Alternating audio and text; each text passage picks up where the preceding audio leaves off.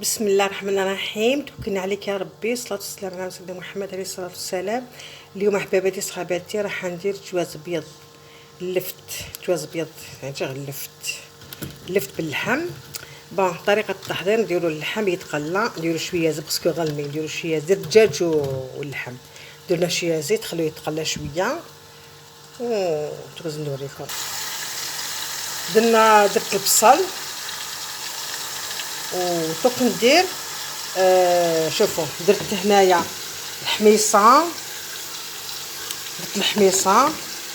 درت فل كحل، ودرت القرفه، ودرت الملح. خليتهم يتواسوا شويه باش تدخل فيها الحميصه، يدخل فيها داك لي زيبيس، يدخل فيها فل كحل، ويدخل فيها الملح والقرفه. مفرخات هكايا. فوالا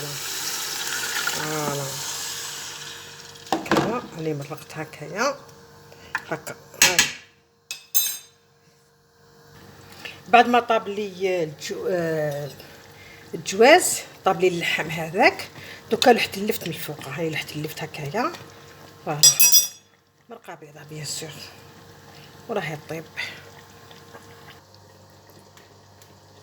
هاوليك بعد ما طاب لي جواز بيض، درت اللحم باللفت.